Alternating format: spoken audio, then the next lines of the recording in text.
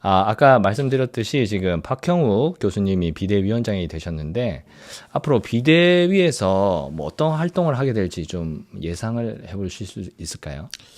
사실은 뭐 아까도 말씀드렸듯이 이제 기한이 비상대책위원회가 일을 하는 기한이 사실 정해져 있지 않습니까? 네. 한 60일? 길어야 60일이고 제가 봤을 때는 실질적으로는 거의 한 50일 정도가 되지 않을까 싶은데 왜냐하면 이제 어제 선출이 되셔가지고 이제 비대위원장만 지금 결정이 되어 있는 거지 네. 비대위원 구성은 아마 이번 주말까지 해가지고 천천히 하실 거거든요. 네. 그래서 제가 봤을 때는 아무리 빨라도 이번 주말이나 다음 주부터 비대위가 아마 활동을 시작을 할 것 같고 비대위가 이제 활동을 시작을 하면 박경욱 교수님이 이제 본인이 이제 비대위원장 출마 전도 그렇고 이제 당선된 이후에도 뭐라고 얘기하셨냐면 너무 대규모 그러니까 큰 규모의 비대위를 운영하지는 않겠다.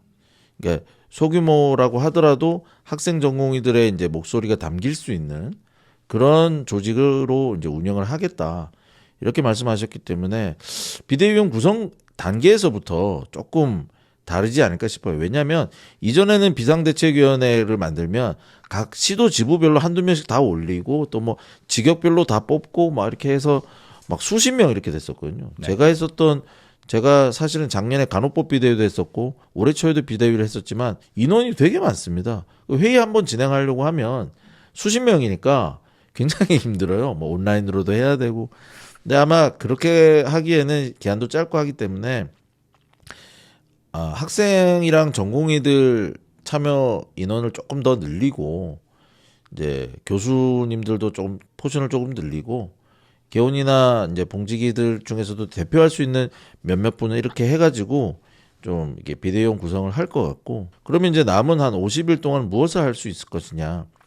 어떻게 보면 50일이라면 되게 짧다고 보실 수도 있는데 제가 생각하기에는 그렇게 짧지 않습니다. 왜냐하면 올해 초에 있었던 비대위가 이제 이필수 회장이 2월 초에 이제 사퇴를 하고 2월 중순 이후에 구성이 됐는데 그 비상대책위원회가 제대로 일을 한 게 임현택 그 회장이 당선이 된 3월 말 정도까지 열심히 일을 했거든요. 근데 네. 그 한 달 반의 기간 동안 굉장히 많은 일이 있었습니다. 집회도 하고 뭐 홍보 콘텐츠도 많이 만들어서 그러네요. 뿌려지고 그때 선생님도 비대위 활동 하셨죠? 그렇죠. 예, 홍보 콘텐츠 사실 제가 만들었는데 정말요? 제가 만든 건 아니고 제가 이제 만들어 달라고 이렇게 제작을. 저는 그 안에 내용만 사실 만들었고 어쨌든 그렇습니다. 그래서 그 비대위가 물론 이제 4월 말까지 역할을 하긴 2달 반을 일을 하긴 했지만 제가 기억하기로는 실질적으로 이제 활동을 한 거는 채 2달이 안 되거든요. 네. 그 기간 동안에도 굉장히 많은 일을 할 수 있었다라고 생각을 해보면 지금 비대위도 사실 할 수 있는 건 많습니다. 그럼 무엇부터 해야 되느냐? 박경욱 교수님 말씀하신 거랑 여러 가지를 이제 상황을 종합해 봤을 때 일단은 직역들의 이제 목소리를 하나로 모으는 게 먼저가 아니겠느냐. 네. 지금은 사실은 각 직역별로 다 뿔뿔이 흩어져 있었잖아요. 네. 교수는 교수대로 목소리를 내고 전공의 학생들은 또 따로 떨어져 있고 또 의협은 의협대로 뭐 이렇게 하고 그러니까 서로 너무 중구난방이었는데 일단 그 목소리를 하나로 모으는 작업이 일단 가장 첫 번째가 될 것 같고 그 다음에는 이제 사실 그렇지 않습니까? 우리가 2월 달에 이제 전공의들이 사직서 던지고 나올 때까지만 해도 저희 같은 경우는 이제 봉직이지만 봉직이들도 그때 사실 가슴이 좀 뜨거워졌거든요. 예. 맞잖아요. 그런 적이 있었죠. 예, 아니 우리 후배들이 지금 미래를 포기하면서 예. 아니 파업도 아니고 사직서를 던지고 나오는데 예. 나는 지금 여기서 뭐 하고 있나? 예. 뭐 이런 자괴감도 들고 그러면서 그 투쟁심이라 그러죠. 맞아요. 그런 것들이 막 있었는데 지금 이게 다 식어버렸어요. 맞아요. 특히 이제 교수님들이 예. 너무 뭐랄까 다 포기하신 분들이 많아서 맞아요. 뭐 이렇게 뭐 정치적으로 활동을 하시는 교수님들도 있지만 뭐 그 여의정 협의체에 막 들어가고 네. 뭐 이러신 분들도 있지만 지금 그만두시는 교수님들이 너무 많아요. 이제 보통 의국에 제가 얼마 전에도 얘기를 들었는데 한 20명이 있는 의국이거든요. 예. 근데 교수들이 1명, 2명씩 그만두고 과장님이 그만뒀어요. 부산에 있는 의국인데 예, 예. 과장님이 그만뒀어요. 그래서 진짜 그냥 다 포기하고 떠난 사람이 너무 많다.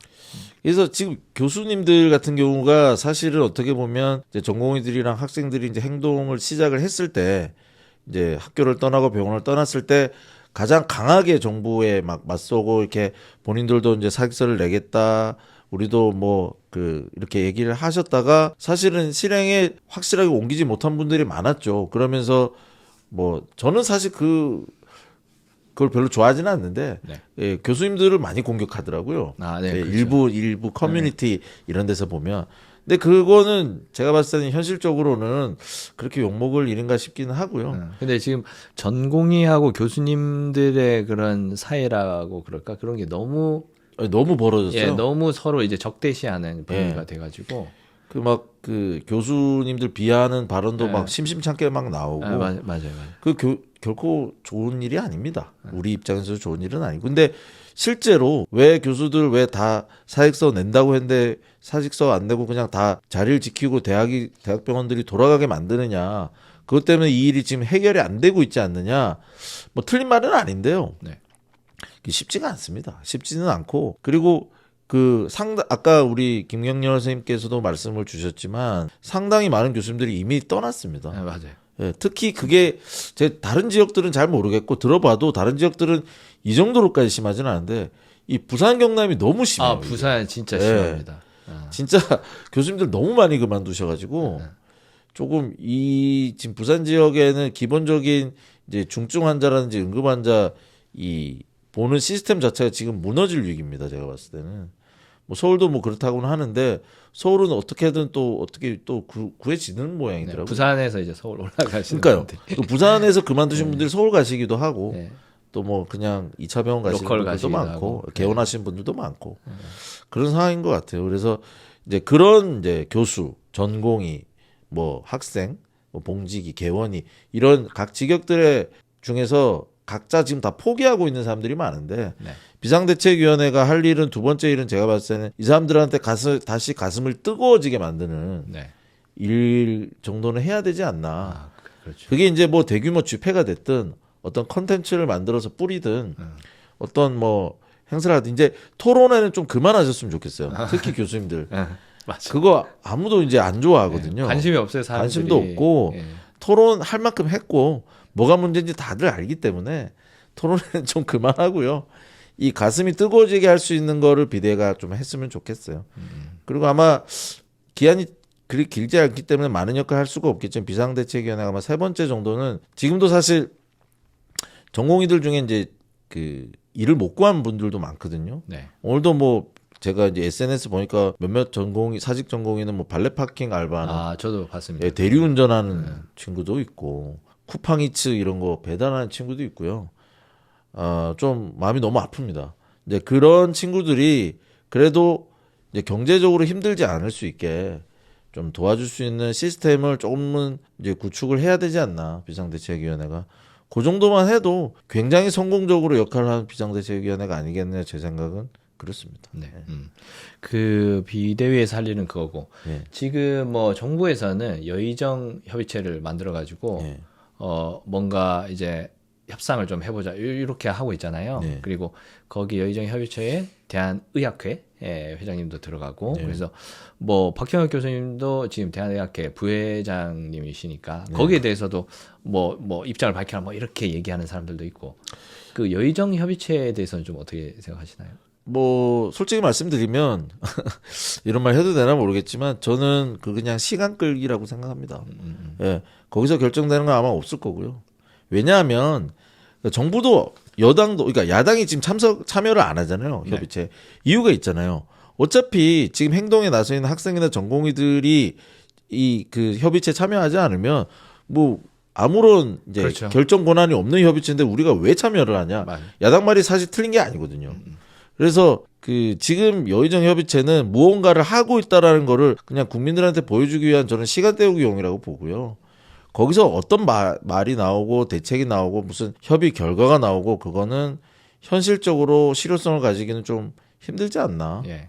그래서 솔직한 말로는 생각으로는 지금 이제 비상대책위원장으로 하고 계신 박형욱 교수님께서 여의정 협의체에서 탈퇴를 종용하는 멘트를 한번 해주시면 좋을 것 같긴 한데 네. 뭐 현실적으로는 이제 본인도 이제 의학회 부회장이시니까 조금은 힘들지 않을까 싶고요. 네. 그래도 뭐 꼭 굳이 그렇게 근데 지금 협의체 참여를 하고 있는 몇몇 분들한테 뭐 공개적으로 너무 압박은 굳이 안 해도 될 것 같아요. 왜냐하면 결국 시간 끌기용이기 때문에 네. 거기서 협의 결과가 뭐가 나온다고 한들 네. 전공이나 학생들이 움직이겠습니까? 네. 안 움직이죠. 의미가 없죠. 예, 그리고 야당도 당연히 동의를 안 하기 때문에 일단은 국회에서 법으로 뭘 할 수 있는 건 당연히 없는 것이고 결국은 국회에서 뭘 할 수 있는 게 없기 때문에 정부에서 이제 돌려야 되는데 정부는 뭐 지금 계속 하는 대로 하겠다고 얘기를 하니까 네. 그게 무슨 의미가 있는 협의체인가 싶기도 합니다. 네. 예. 그래서 저는 뭐 크게 의미를 안 두셔도 될 것 같아요. 예. 예. 사실 뭐 협의를 하려면은 이제 전공이나 학생 대표하고 직접적으로 뭐 그렇죠. 이렇게 될 수 있는 협의를 해야지 예. 그 다른 사람들하고 하면 이게 뭐 전혀 소용이 없는 거니까. 예를 들어서 지금 뭐 개원이들이 뭐 문을 닫고 문을 안 열고 있다든지 그러니까 파업을 하고 있다든지 네. 봉직이들도 뭐 파업을 하고 있다든지 이러면 이런 쪽의 얘기도 이제 정부나 국회에서 들어줄만 하죠. 네. 근데 저희 다 일하고 있잖아요. 네, 그러니까 예. 제일 뭐 희생을 뭐 어떻게 보면 이제 피를 흘린 사람이 말할 권리를 가져야 되는 거니까. 그렇죠. 그게 사실 맞는 겁니다. 권리는 전공이 그리고 학생들이 결국에는 그 결정할 수밖에 없는. 네. 근데 이제 그런 부분은 생각을 좀 해봐야 됩니다. 그렇다면 그러면 학생 전공의들이 오케이 하는 그것만 협의 결과로 그럼 내는 게 맞는 것이냐? 그거는 또 100% 동의하기는 조금 힘들어요. 네. 왜냐하면 물론 이제 피를 흘린 사람들이 목소리 가장 커야 되는 건 맞지만 그 언제까지 학생 전공의는 아니잖아요. 네. 이 학생과 전공의들도 어차피 시간이 지나면 전문의가 되거나 개원의가 되거나 봉직의가 되거나 이 직역이 바뀐단 말이죠. 네. 그럼 그 바뀐 직역이 됐을 때 이 학생이나 전공의들이 개원의가 되거나 교수가 되거나 봉직의가 됐을 때의 그 환경도 그 친구들이 살아갈 수 있는 미래가 있는 환경이 돼야 되거든요. 학생 전공의한테만 좋은 정책을 마련을 하고 개원의 봉직의 교수들은 지금하고 똑같거나 더 피폐해지는 상황이 만들어지면 이거는 제대로 된 협의 결과라고 볼 수가 없죠. 네. 그래서 근데 이제 문제는 학생이나 전공의 조직 자체가 그런 이제 개원 상황이라든지 봉직 상황이라든지 교수 상황이라든지 이런 것들을 정확하게 모른단 말이에요. 아, 그렇죠. 그래서 그런 것들에 대해서는 종합적으로 의견을 모아서 앞으로 우리나라 대한민국 의료가 발전할 수 있는 방향으로 협의 결과가 나와야지 단기적으로 학생 전공의들 요구안만 받아들여 주면 끝나는 식의 협의 결과가 나오면 그거는 결국 가장 피해를 입는 것 역시 지금 현재 학생 전공의들이기 때문에 그런 부분에서는 이제 의료계 내부 다른 직역들과 협의가 필요합니다. 그리고 그 의견들이 다 반영이 돼서 협의가 되어야죠. 그 말씀을 들으니까 제가 확 오는 게 학생들하고 전공의들이 사실 모르죠. 잘 몰라요. 저도 뭐 얘기 듣기 전까지 대의원회가 어떻게 돌아가는지도 전혀 몰랐고 하니까 그런 면에서는 진짜 뭐 비대위라든지 아니면 앞으로 있을 의협 뭐 2달 뒤에 생길 의협 그 지도부에서 뭔가 이렇게 다들 모여서 뭐 치열하게 토론하고 그런 어떤 합의점을 찾아가긴 해야 될 것 같아요. 의료계의 합의점을. 제가 이 의사사회에서 일을 하면서 항상 생각을 하는 게 학생 전공의들이 피해를 가장 많이 입어요. 뭔가 의료 정책이 나오거나 하면 왜냐하면 그 정책에 의한 부작용은 바로 나타나는 게 아니거든요. 네. 시간이 지나면서 나타나는데 기존에 이미 개원이나 봉직이들 상당수는 이미 그런 것들에 대한 대비가 되어 있고 그렇죠. 일종의 이제 기득권이 있는 예. 상황이란 말이죠. 근데 전혀 기득권도 없고 이제 막 이제 해나가야 되는 학생 전공의들 입장에서는 이렇게 의료 상황이 계속 나빠지면 그 개원 상황이 나빠지고 봉직 상황이 나빠지고 이러면 가장 피해를 입는 것도 학생 전공이기 때문에 결국은 저는 그렇게 생각을 합니다. 개원이나 봉직 이 시장 자체가 이런 쪽에 의사들이 일을 할 수 있는 환경 자체가 좋아지게 만들어야 그래야 우리 후배들도 미래를 보고 내가 그래도 열심히 공부하고 또 열심히 수련받고 이러면은 나도 저렇게 될 수 있겠구나. 이게 희망이거든요. 네. 근데 이런 희망이 지금 제가 이제 필수의료 정책 패키지 관련해서도 분석도 많이 하고 했지만 그게 실현이 되면 이게 없어집니다. 그렇죠. 미래가 없어집니다. 외국으로 가야 돼. 그러면 열심히 공부하고 수련 받아봤자 의미가 없어지는 상황이 되는 거예요. 수련 받을 때 돈 좀 더 받고 뭐 학생 공부할 때 좀 더 잘 배우고 그게 뭐가 중요합니까? 물론 그것도 중요하죠. 중요한데 결국은 그렇게 열심히 공부하고 열심히 수련받는 이유 자체가 나의 미래 때문이잖아요. 네. 근데 내 미래가 너무 불투명하고 내 미래가 개원이, 봉직이, 교수 세 개 중에 하나라고 보면 그 미래가 너무 불투명하면 이 동기부여가 안 되는 거예요. 그래서 근데 문제는 학생 전공의들은 이제 미래에 대해서 이제 열심히 투쟁하고 있지만 지금 현재 그 교수, 개원이, 봉직이 상황을 잘 모른단 말이죠. 예를 들어서 뭐 우리가 수가 협상하는데 환산지수로 협상을 어떻게 하고 정보선 어떤 구조 가지고 내려오고 이런 거 모르잖아요. 네, 예, 그렇죠. 그런 디테일들, 봉직 시장에서 뭐 어디가 병원이 어떻게 지원을 해야 되고 계약서는 어떻게 써야 되고 이런 디테일들 모르지 않습니까? 네. 이제 그런 것들 종합적으로 봤을 때 그걸 아는 선배들과 또 열심히 힘을 쏟고 있는 후배들이 하나가 돼서 네. 종합적인 의견을 도출할 수 있어야 다들 만족할 수 있는 결과가 나오지 않겠나 그런 생각을 합니다. 오늘 굉장히 좋은 말씀이었던 것 같습니다. 저도 모르는 사실도 많이 알았던 것 같고, 뭐 어쨌든 말씀하신 것처럼 당연히 이제 전공의 학생들이 지금 제일 많은 피해를 보고 있고 제일 많은 피를 흘리고 있기 때문에 그분들의 의견이 제일 존중되고 목소리를 들어야 되는 것도 맞지만 뭐 어쨌든 그런 직역들 간에 또 치열한 토론, 의견 교환이 좀 있어야지 그게 또 민주주의니까 그 의협 안에서 그런 게 좀 있어야 될 것 같다는 생각이 드네요. 네.